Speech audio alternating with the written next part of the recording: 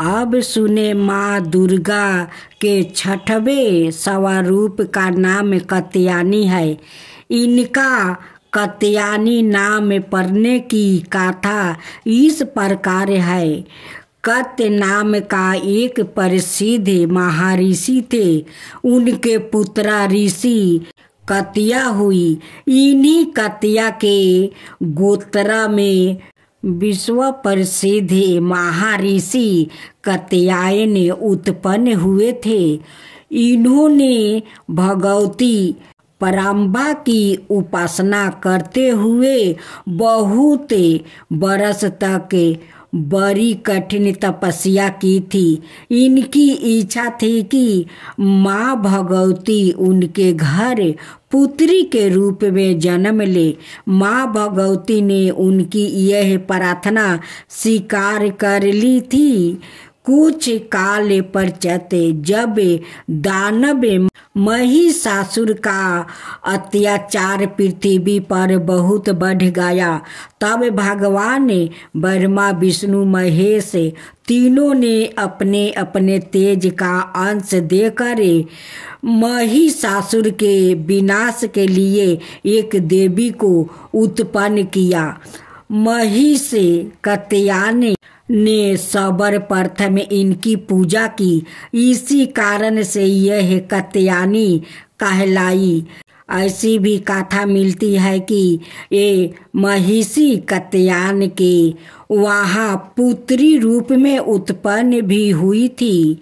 आश्विन कृष्णा चतुर्दशी को जन्म लेकर शुक्ला सप्तमी अष्टमी और नवमी तक 3 दिन इन्होंने कात्यायन ऋषि की पूजा ग्रहण कर दशमी को महिषासुर का वध किया था।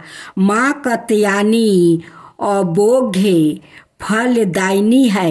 भगवान कृष्णा को पति रूप में पाने के लिए ब्रज की गोपियों ने इनकी पूजा काली नदी यमुना के तट पर की थी। यह ब्रज मंडल की अधिष्ठात्री देवी के रूप में प्रतिष्ठा है। इनका स्वरूप अत्यंत ही भाव और दिव्या है। इनका वर्ण सौरन के समान चमकीला और भास्वर है। इनकी 4 भुजाएं है। माता जी का दाहिनी तरफ का ऊपर वाला हाथ अभय मुद्रा में है और नीचे वाला वर मुद्राए में है। बाईं तरफ के ऊपर वाले हाथ में तलवार और नीचे वाले हाथ में कमल पुष्प सुशोभित है। इनका वाहन सिंह है। दुर्गा पूजा के 6वें दिन इनका स्वरूप की उपासना की जाती है। उस दिन साधक का मन अज्ञान चक्र में स्थित होता है। योग साधना में इस अज्ञान चक्र का अत्यंत महत्वपूर्ण स्थान है। इस चक्र में स्थित मन वाला साधक माँ कात्यायनी के चरणों में अपना सबर निवेदित कर देते हैं। परिपूर्ण आत्मदान करने वाले ऐसे भक्तों को सहज भाव से माँ कात्यायनी के दर्शन प्राप्ति हो जाते हैं। माँ कात्यायनी की भक्ति और उपासना द्वारा मनुष्यों को बड़ी सरलता से अर्थ धर्म काम मोक्ष चारों फलों की प्राप्ति हो जाती है। वो इस लोक में स्थित रहकर भी अलौकिक तेज और प्रभाव से युक्त हो जाता है। उसके रोग शोक संताप भय आदि समर्था विनाश हो जाते हैं। जन्म जन्मांतर के पापों को विनाश करने के लिए माँ की उपासना से अधिक सुगम और सरल मार्ग दूसरा नहीं है। इनका उपासक निरंतर इनके सातरिद में रह कर परम पद का अधिकारी बन जाता है। अतः हमें सबर्तो भावना माँ के शरणागत होकर उनकी पूजा उपासना के लिए तत्पर होना चाहिए। पूजा विधि मनाता है कि बुधवार का व्रत करने से सारे काम विघ्ना पूरा कर देते हैं। इस व्रत के पुण्य प्रभाव से घर परिवार में सुख समृद्धि आती है, साथ ही बुद्धि तेज होती है। कहते हैं जो व्याकृत लगातार 7 बुधवार व्रत कर भगवान गणेश की विधि विधान से पूजा करता है, उसके घर में अन्न के भंडार और धन की कोई कमी नहीं रहती है। वैदिक ज्योतिषी के अनुसार इस दिन व्रत रखने से कुंडली में बुध ग्रह भी मौजूद होता है।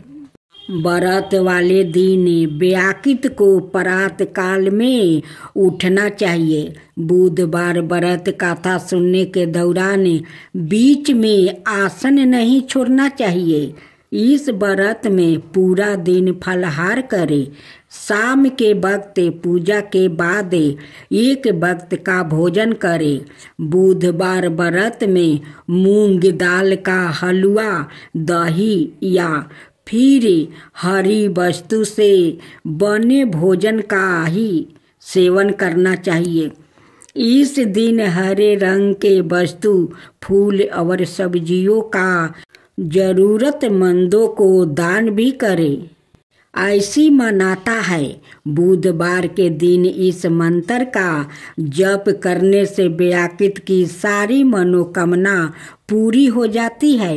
इस मंत्र का जप 108 बार करें। एक किसान और एक मूषक की कहानी खूब सुंदर है। एक गांव में एक किसान रहा करता था। वो बहुत गरीब था।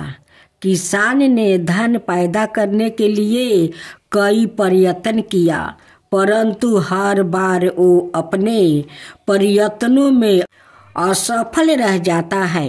एक दिन किसान अपने खेत से उदास लौट रहा था। रास्ते में एक मूषक महाराज बैठा था। देखा और सोचा कि यह मूषक महाराज तो गणेश भगवान का असवारी है, ये तो वाहन है। शायद इस मूषक महाराज के कारण मैं अब तक निर्धन हूँ। यदि यह मूषक महाराज मुझे प्रसन्न हो जाए तो मेरा काम चल जाए। ऐसा सोचकर किसान उस मूषक महाराज को क्यों ना मैं लड्डू खिलाऊं, ये सोचकर किसान घर जाता है। एक लड्डू लियाकर वो मूषक महाराज को सामने रख देता है और हाथ जोड़कर कहता है कि हे मूषक महाराज, आप तो विघ्नहर्ता का सवारी है, मेरा भी दुख हर लीजिए। मैं बहुत गरीब निर्धन किसान हूँ। मेरे खेत में पैदा नहीं होता है। इतना फसलें गाड़ता हूँ लेकिन फसल उग नहीं पाता है। मैं आपसे प्रार्थना करता हूँ कि मेरा दरिद्रता दूर कीजिए हे मूषक महाराज। मूषक महाराज तो वहाँ से टस से मस नहीं हुआ, वो बैठा रहा। किसान वो घर चला जाता है। जब सुबह किसान वो आकर देखता है तो उस कटोरे में एक सोना का मोहर है। किसान बड़ा प्रसन्न हुआ। किसान ने अपने चारों ओर देखा परंतु मूषक महाराज नजर नहीं आया। किसान को विश्वास हो गया कि यह हो ना हो कोई मूषक महाराज गणेश भगवान तो नहीं है। मुझे तो इसकी प्रतिदिन कुछ सेवा करनी चाहिए। ऐसा सोचकर उसने यहाँ निश्चित किया कि वो रोज कटोरे में एक लड्डू भर कर मूषक महाराज का स्थान पर राख आया करेंगे। किसान ने ऐसा ही किया। वो मूषक महाराज के बिल्कुल द्वार पर रोज एक लड्डू का कटोरा रख आता। मूषक महाराज रोज लड्डू खा लेते हैं और एक मोहर उस कटोरा में डाल देते हैं। इस तरह प्रतिदिन एक मोहर मिलने से वो किसान माला माल होने लगा। लोग कहते हैं ना कि जिसका भाग में होता है उसी को धन मिलता है, और जिसको भाग में नहीं होता है उन्हें धन नहीं मिलता है। वही हुआ किसान के साथ। एक दिन की बात है, किसान को कुछ कार्यवश बाहर जाना पड़ा। किसान ने चलते समय अपने बेटा को समझा कर बता दिया कि देखो बेटा, मूषक देवता को रोज नियम से लड्डू उनकी बिल के सामने रख आना। ऐसा ही किया। वो प्रतिदिन निश्चित समय पर लड्डू का कटोरा मूषक महाराज के बिल के पास रख आता और दूसरे दिन उठा लाता। एक दिन किसान के बेटा ने सोचा कि मूषक महाराज के बिल में कोई खजाना है। मूषक महाराज लड्डू खाने के बाद रोज एक मोहर खाली कटोरे में डाल देता है। मैं मूषक महाराज का बिल को क्यों ना तोड़ कर सारा खजाना निकाल लूं। आखिर रोज रोज इस तरह लड्डू लेकर आने में तकलीफ होती है। ऐसा सोचकर उसने मूषक महाराज को बिल को तुरना शुरू कर दिया। मूषक महाराज घबरा कर बाहर निकला। किसान का बेटा मूषक महाराज को भी मारना चाहा। मूषक महाराज बच गया और लड़के को काट लिया। काटते ही लड़का मर गया।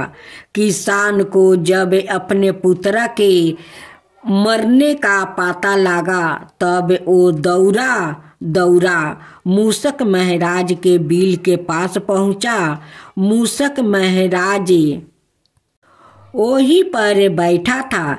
किसान मूषक महाराज को देखकर अपने पुत्र के लिए प्राण दान मांगने लगा। मूषक महाराज बोला, अरे किसान, जो दूसरों को नुकसान पहुंचाकर अपना फायदा करना चाहते हैं उनका यही हाल होता है। निस्वार्थ भाव से जो सेवा गणेश भगवान और मूषक महाराज को सादा करता है उसको सादा इच्छा फल मिलता है। किसान रोता हुआ अपने घर लौट आया। किसान बाजार जाता है, एक मिट्टी का गणेश और मिट्टी का मूषक महाराज खरीद कर घर में लाता है और उन्हें श्रद्धा भक्ति से वो पूजा करता है।